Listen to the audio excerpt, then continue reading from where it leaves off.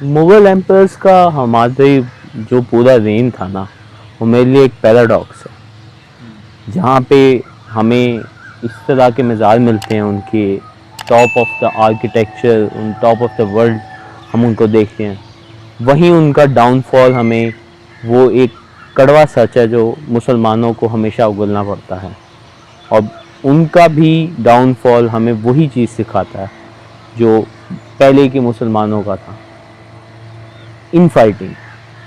مغل ایمپرز میں power loose کرنے کی سب سے بڑی وجہ ان فائٹنگ تھی۔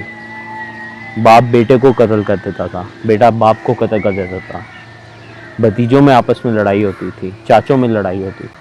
دیکھیں ہمارے بھائی، گھر تو بنیاد سے بنتا ہے نا، جس گھر کی بنیادوں میں دراڑ ہو اس گھر کو کون سنبھالے گا؟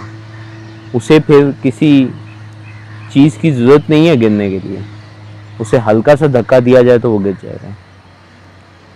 یہ تو ایک گرتی ہوئی دیوار ہے جس کو ایک دھکا اور چاہیے تھا۔ تو اس کو آپ آج کے دور کے ساتھ کس طرح ریلیٹ کریں گے، مطلب کہ ایز اے لیسن کس طرح سے ہم کنوے کر سکتے ہیں؟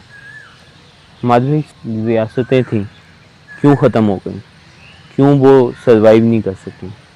وہ اسی وجہ سے کہ ہم ایک دوسرے کے خلاف اتنے ہیں، ہم ایک دوسرے کا اپنا نہیں خیال کرتے، تو کسی دشمن کو ہمارے اگینسٹ کچھ کرنے کی ضرورت ہی نہیں۔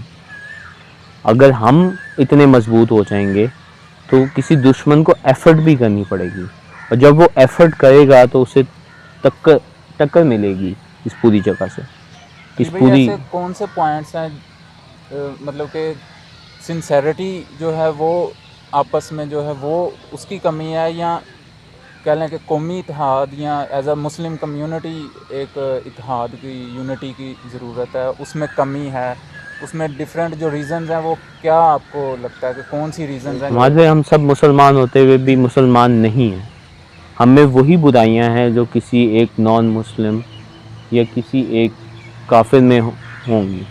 کیا وہ برائیاں مسلمانوں میں ہی ہیں؟ مسلمانوں میں ہی ہیں۔ ہم جب اس چیز کو ریئلائز نہیں کریں گے کہ ہم خود ایک پرفیکٹ مسلمان نہیں ہیں، تو ہم کسی دوسرے کو کیسے ایک پرفیکٹ مسلمان دیکھیں گے؟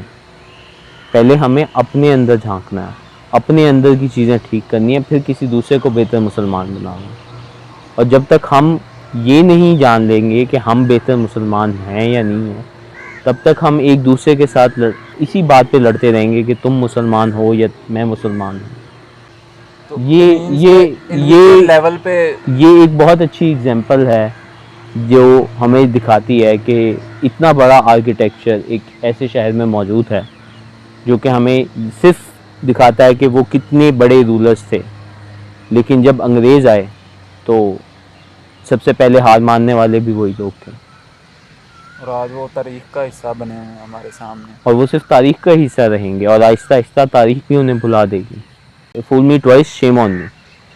فول اس کا مطلب یہ ہے کہ اگر آپ نے مجھے ایک دفعہ بیوقوف بنا دیا تو اس میں میری آپ کی ذہانت تھی، آپ نے مجھے بیوقوف بنا دیا، لیکن اگر آپ نے مجھے دوسری دفعہ بیوقوف بنا دیا تو اس میں میری کوتاہی تھی، اس میں میں غلط تھا۔ ہمیں اس چیز سے سیکھنا ہوگا کہ ہم وہی مسٹیکس نہ دہرائیں جو ہمارے انسیسٹرز نے دہرائیں۔